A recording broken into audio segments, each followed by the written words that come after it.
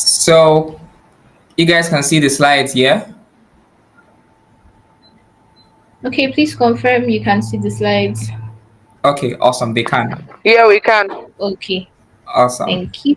Thank you, Godwin. Sure, sure, All sure. right, so go ahead. So my topic is the power of storytelling in attracting. Godwin, please now the first slide. In attracting, nurturing, and building a loyal community. So I think that most times what people are after is how to build a community, because your community are the people that engage most of the time on your content. People can always refer back to you, right? It's easier that way. So before we start, I would want us to watch the videos on the next slide. Godwin, please. Okay. All right, can just play anyone.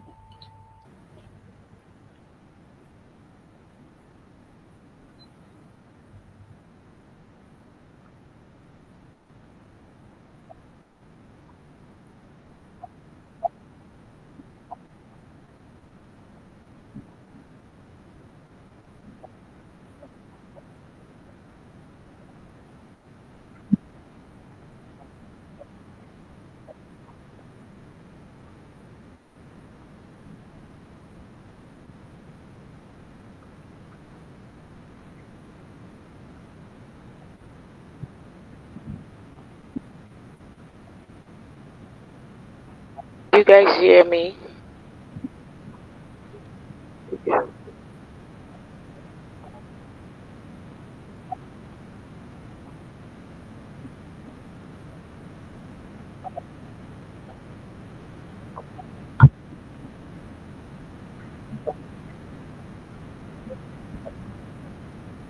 Okay, so let me play the second one now, right? Please, yes. Okay.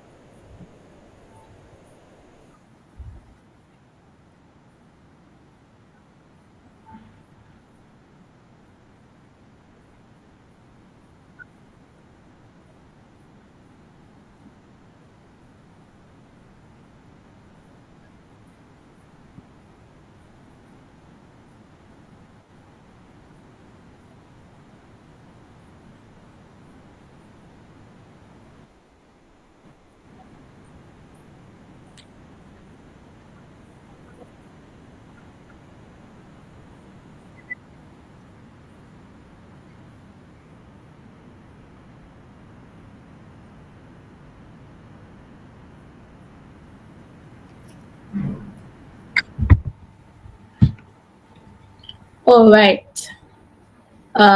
Okay, so I believe that we all saw the video, and we'll talk about everything that happened in those videos.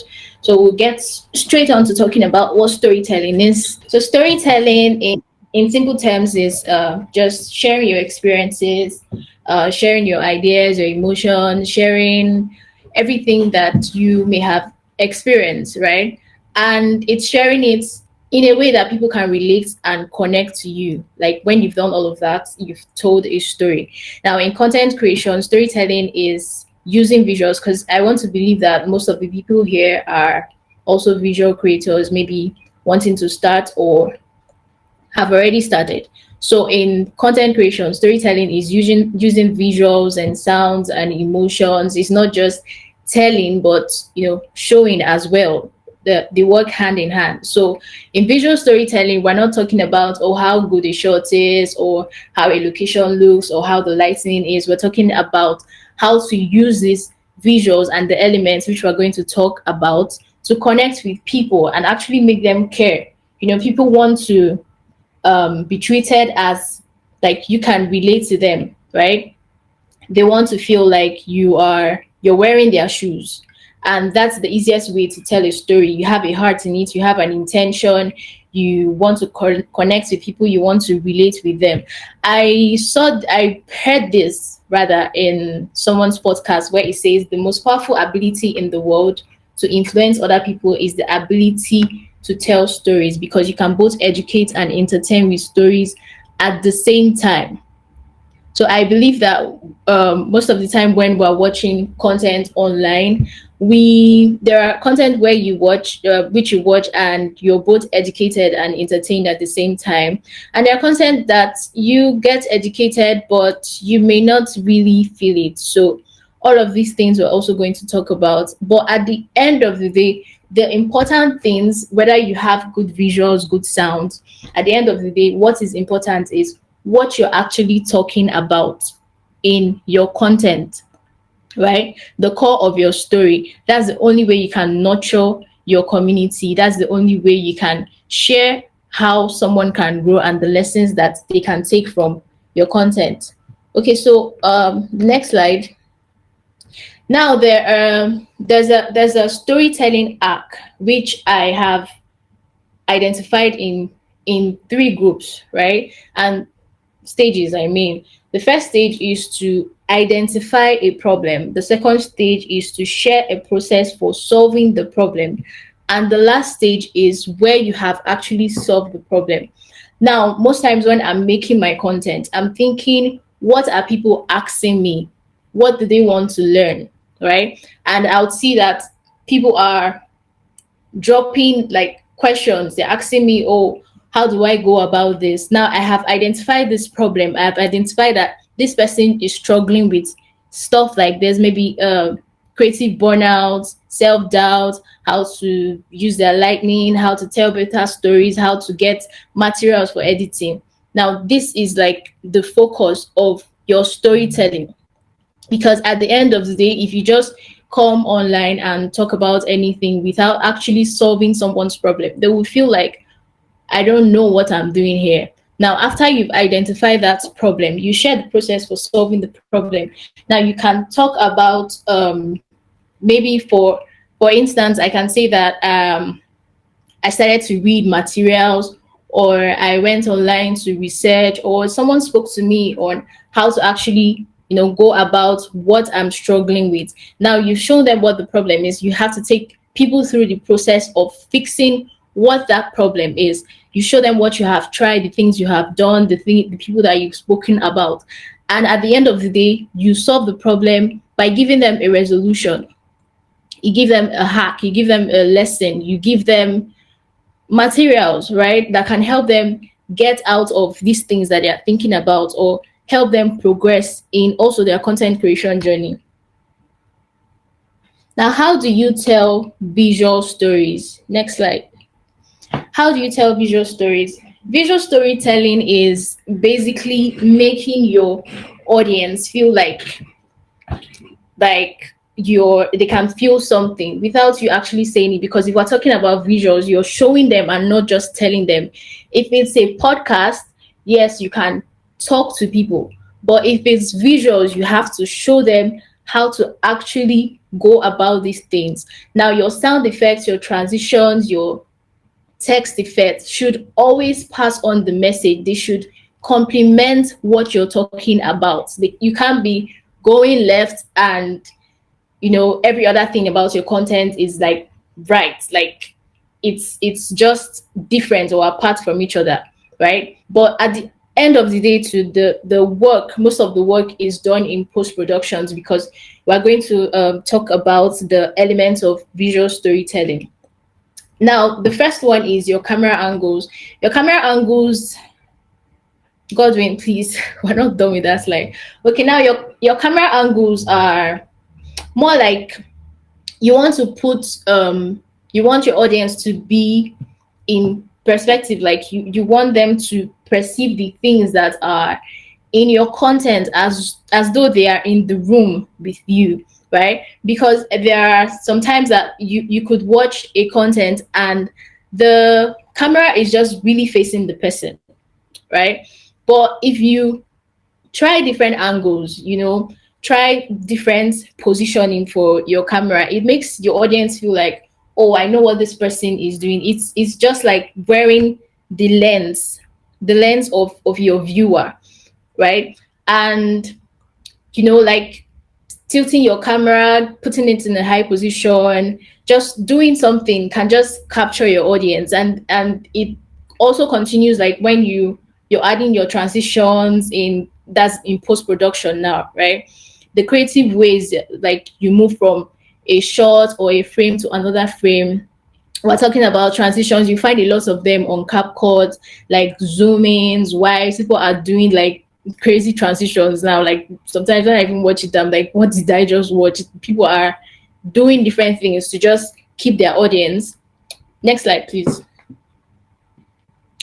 Now for B rolls are secondary footage, right? So when we talk about A rolls are, imagine setting a camera in front of you and just talking, like talking head videos. But I like to even think that a lot of people are adding B-rolls. They are just secondary footage to support your main story. It's like I'm talking about going to the market, right? I'm making content about going to the market. I'm going to show my audience like the market, the things that I bought. All those things are like B-rolls. They support what you're talking about. All these things keep your viewers engaged. You're telling them a story. They feel like they are there with you. The lighting is also important because you have to also light up your subject. There are different lighting modes, the ones that will make you sad, because if you're watching a movie and we're talking about horror, there are lots of different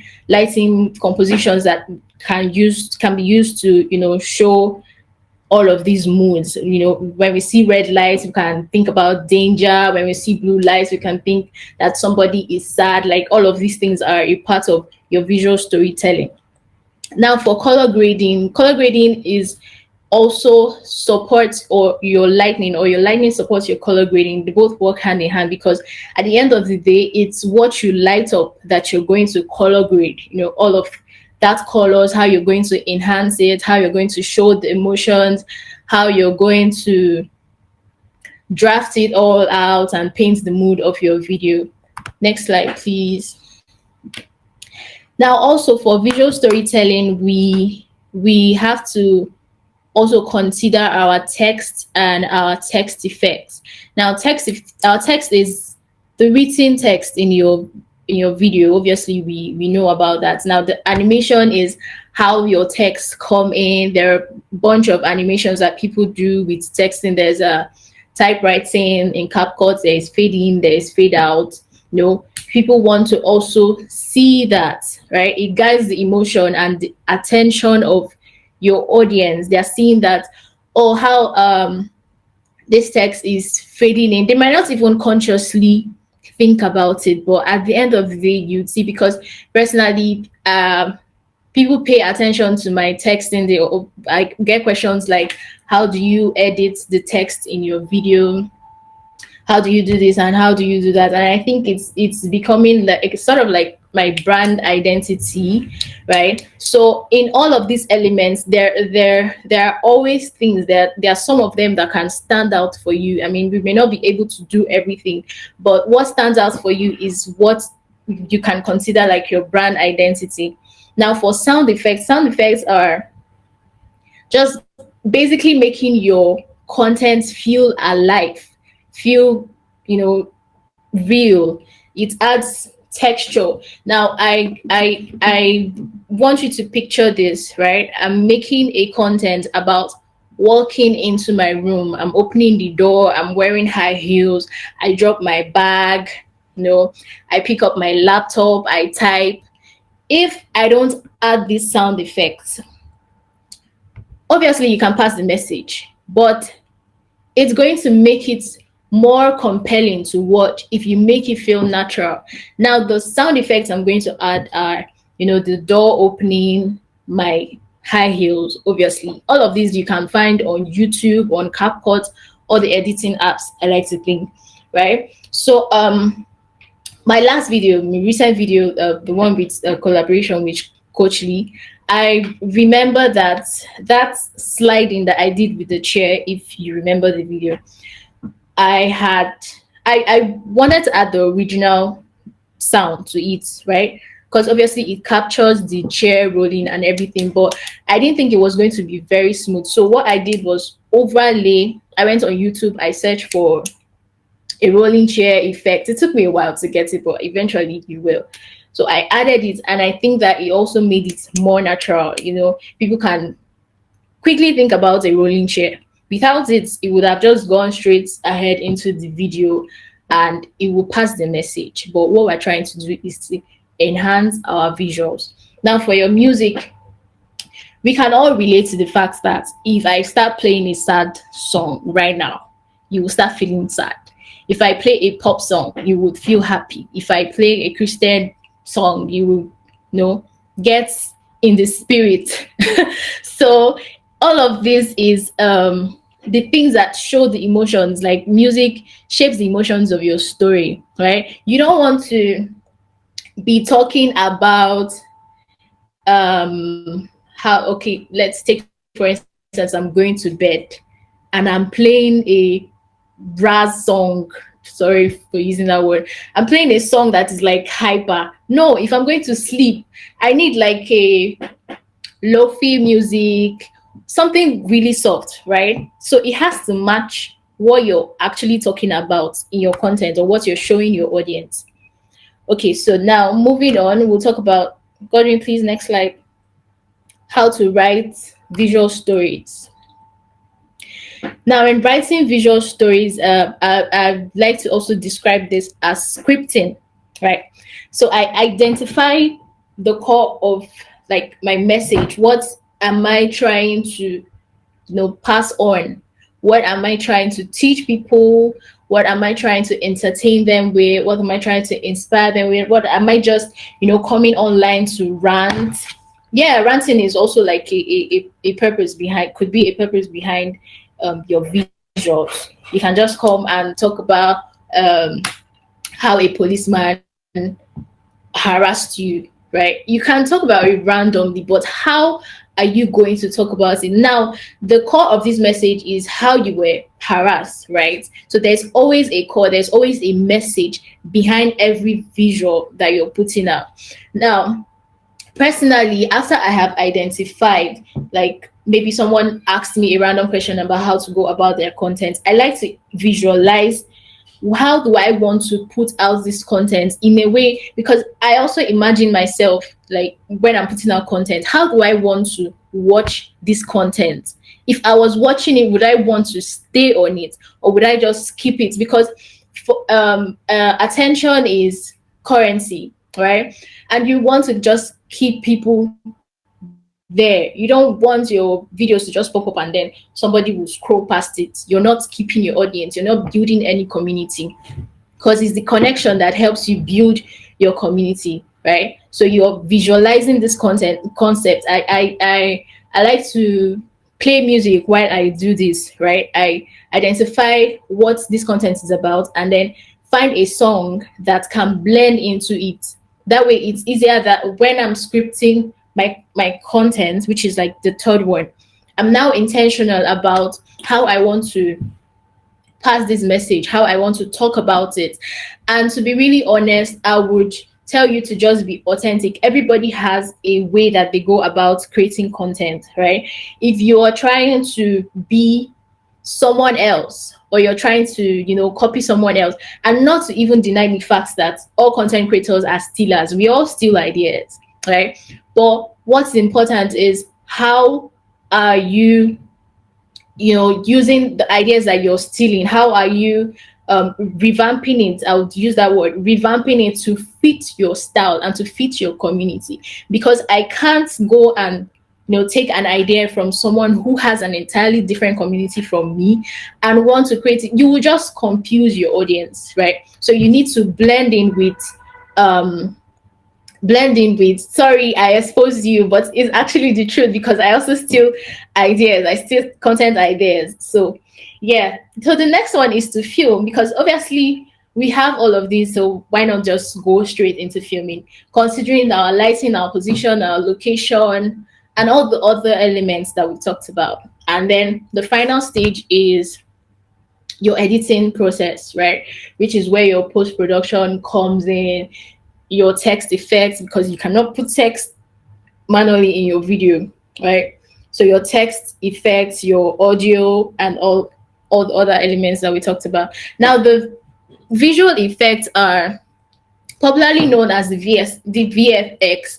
Now, if we talk about VFX, you might start thinking about, how do I make myself fly? How do I make myself disappear? How do I make myself break into bits or shatter? Right? We're not going to complicate that. That is for people who are the pros, right? But for some of us that are just using CapCut, we will just talk about, if you go on CapCut, you would see that there are effects that you can use, like fade out and fade in and max up. I think that CapCut has even added a lot more. It's just that you have to now pay for it, right? You can't just use anyone. So all of these things like highlight the emotions of your video. They create the mood that words alone cannot express. Now, the next slide, I'm going to show you the visuals. Yeah, for some of it. Godwin, please, next slide. Yeah. So the visual effects that we can use on CapCut, I highlighted them here. If you just go to CapCut, you will see the effects, you see the video effects, and a bunch of um effects that you can use, which I know that I haven't tried like maybe 10% of them, because I really feel overwhelmed. I want to be doing too much of that. If we remember clearly the videos that we watched in the beginning, there's also another video, we would see that there are lots of elements there that kept us hooked. Sorry, I don't know how the internet connection was, but if you pay closer attention, you see that the lady had like she put her phone in the washing machine. That's like a hook. People are wondering, how did she do this? Also, like your text. When I made that video in collaboration with Coachli, somebody was like, the opening shot, like it was a hook right there. Just think of it as an action, like something that grabs your audience's attention, because it's what makes them stay or just scroll past your content. Now there are, Godwin, please, the next slide. There are techniques to these hooks. There are visual hooks, there are text hooks, there are verbal hooks, there are audio hooks.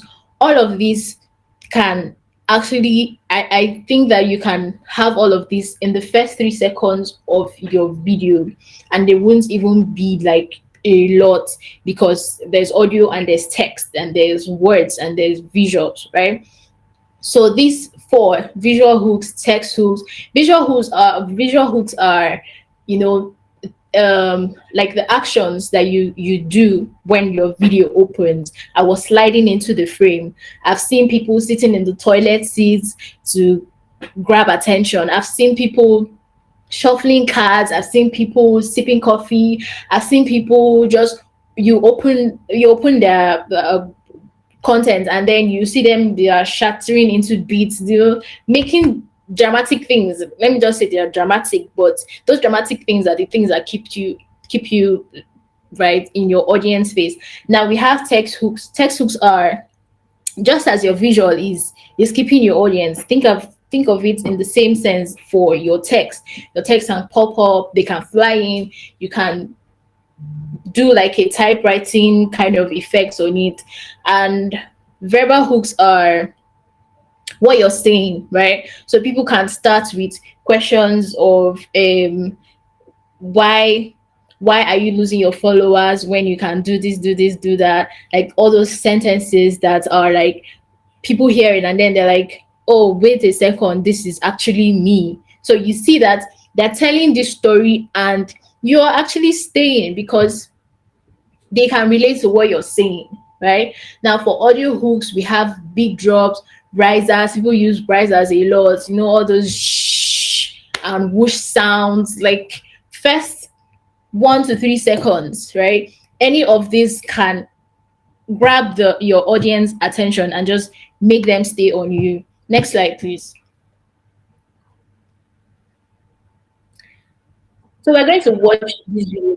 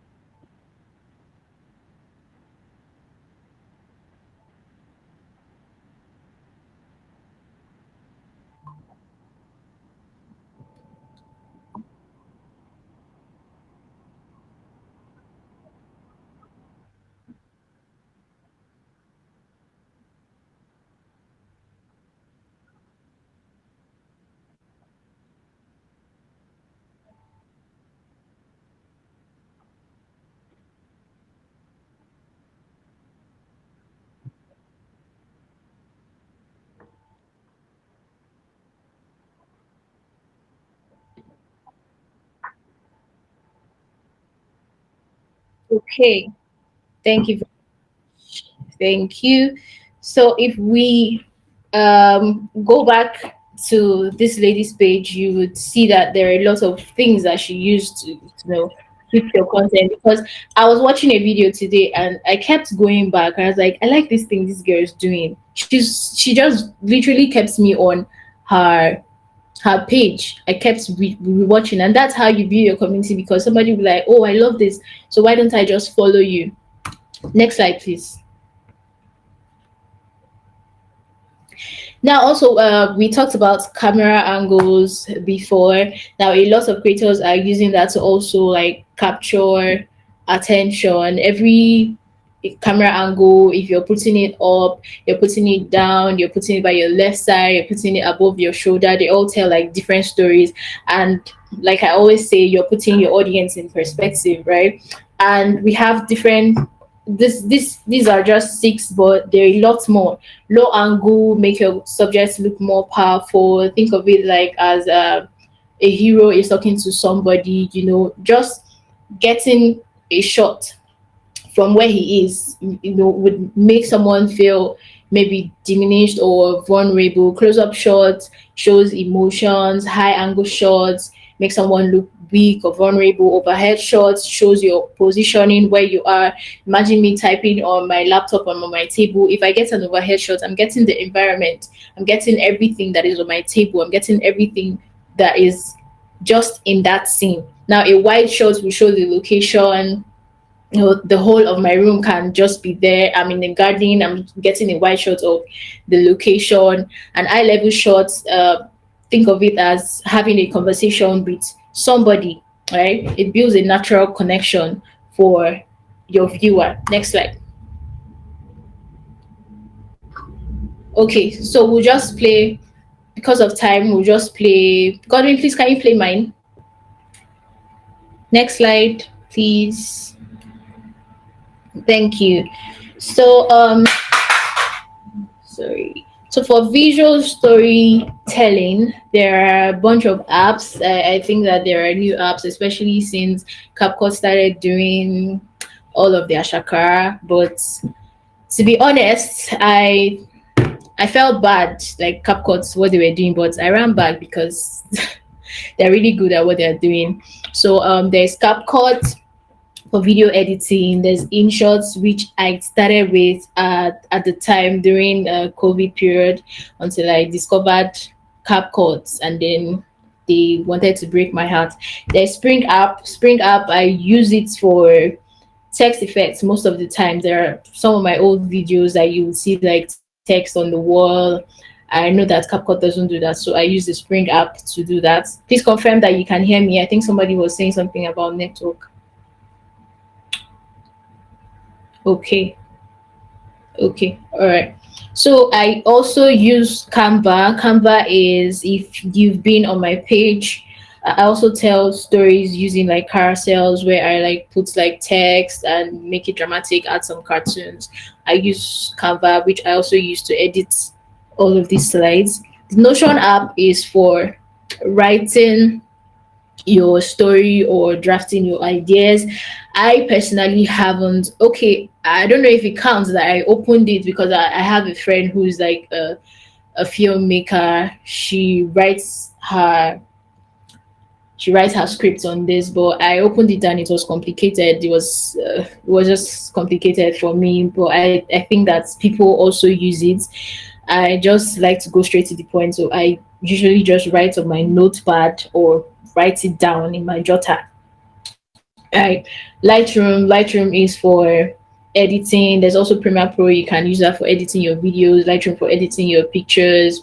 I think that the trend now is a lot of people will say, oh, it's AI, and I really don't want to go into that, but I use ChatGPT to draft my ideas. It helps me like narrow down. Of course, I'm also like imputing my own ideas, but ChatGPT is great. All right, the next slide. So finally, I would say that always remember this flow, and you don't always have to follow it, but I think that it's a great idea that if your audio in your content does not hook, because imagine that you have good visuals and you don't have um, a good audio, right? How are you going to pass the message? So make sure that at least three of these elements are very greatly put out in your content. Like if the audio doesn't hook, make your visuals captivating. Something has to keep your audience staying. If the visuals don't pop, make the text engaging. And if the text feels flat, add your emotions with music, sound effects, and all of that. But regardless, tell your story. Don't, at the end of the day, always remember that why you're doing this is because you want to pass on a message. You want people to learn from you. You want them to get inspired. You want to entertain them, whatever purpose it is. The purpose behind the story should always be there. All of these are complementary. I was talking to a friend and I was like, think of storytelling as a house, right? I have a house. So what is the purpose of my house? The house is to accommodate me, right? But if I have a table, a chair, a gas cooker, a bed, all of these are complementary. They make your house really comfortable, right? But without these things, it doesn't mean that you don't have accommodation, right? So always remember that. I have a couple of creatives who tell good stories. I mean, there are lots of them, Nigerians and non-Nigerians, that are very, very good at. Next slide, please. I keep forgetting that. I'm not the one controlling these slides. So we have Gogs for filmmaking. He's a very good filmmaker. We have Selim King, of course. I'll be surprised if you're on this call and you don't know Selim King. I'm looking at you. Are you a content creator? There's Mylene's Mind. There's Kayode. Kayode was here with us yesterday. She's a fantastic storyteller. I was telling her yesterday that I don't know why they gave me this topic. She should have just taken it. Then there's It's Simon, shot by Sammy, Hello Chibuzor, and the meme. I don't know how to pronounce that. So lastly, I would say that always remember to be authentic, because authenticity is what your community is looking for. They want you to always, make them feel like they belong, right? And they want a connection with you. You can't deny that, right? So wherever you are, start creating. If you're already creating, keep going. I know that there's a lot of pressure around wanting to do more, because personally I can relate to that. It's like I want to do this, I want to do that, and at the end of the day I forget that I have my own voice and I have what I actually want to pass on to people, and I want them to learn from me. So keep creating where you are, start where you are. Everybody keeps saying that in this session. So start where you are. And yeah, thank you very much. I'll take any questions. How to get the best visuals out of limited gear? Oh, that's a beautiful question from KD. We have two KDs into Okay. this um class. The original sorry, no offense. Yes, it is KD. It is KD actually. KD. Okay, should I take that, or are we still waiting for other No, no, just questions? go ahead and answer while we wait for other questions. Okay, how to get the best visuals Visuals out out of of limited gear. headgear. Okay, so I'd like to say that the best gadget you have is what you have in your hands, because if you don't learn how to maximize it, how are we sure that if you have a better one, that you would actually do good with it? So I would say you can find tutorials, you can find a way about it, because when I started creating content, I didn't have any tripod stand. So what I'll do is I'll stack like books and put something behind my phone to just make it stand, right? I remember there was a time I was using Torchlight as my ring light, right? And it didn't stop me. I was still making content that people would appreciate, right? So maximize what you have. Always think of it as my last option before I can upgrade, or any other way that you want to find a solution to it. But at the start, use what you have. I think that's the best way to go about it. Okay, cool. There's another question here. Should one focus on only one platform while creating content? How do you create content for different platforms? Okay, good question. That's from Maureen. Should you create on one platform Okay. or multiple ones? Okay, well, I would answer for I would answer personally. I create content for one platform, right? I have a TikTok account, but my TikTok is basically it's like it's mirroring my Instagram account. But if you have the time to do that, of course, because I don't think that the content you're creating for Instagram is like a short form video platform. You can't go and put that on YouTube except you're putting it as short, right? So if you can do multiple platforms, YouTube, TikTok, Instagram, Twitter, I mean, go ahead. Like, you can grow your audience everywhere, but personally I'm focusing on Instagram because I feel like that's where I have more community. Not like I can't grow in other platforms, but because of time, I'm a 9 to 5er. I may not have the time to do this and do that. So I mean, just go ahead. Okay, awesome. There's a question from Joy. I think she asked this question during one midday session as well, and we told her to wait so you can answer it. The question is, I'm planning to start posting real estate content alongside the other types of content I already share. Would it be advisable to do this on my existing accounts, that is my existing page, or should I create a separate page for real estate content?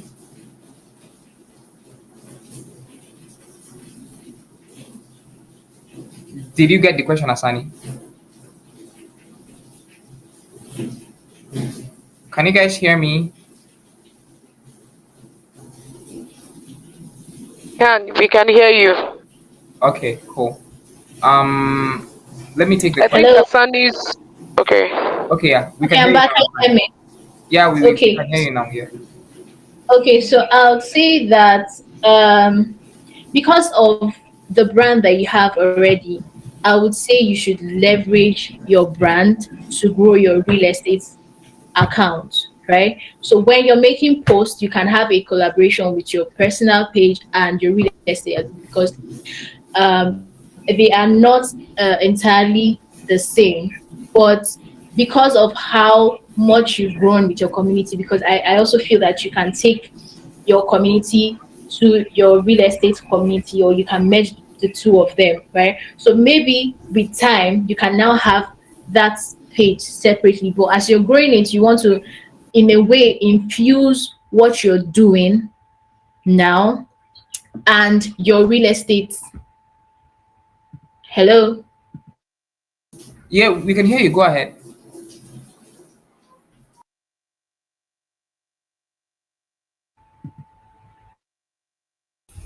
Hey, Asani, we can't hear you anymore. Is it just me? Can you guys hear Asani? Coach Lee, please Can't hear her. can you help us solve these network issues?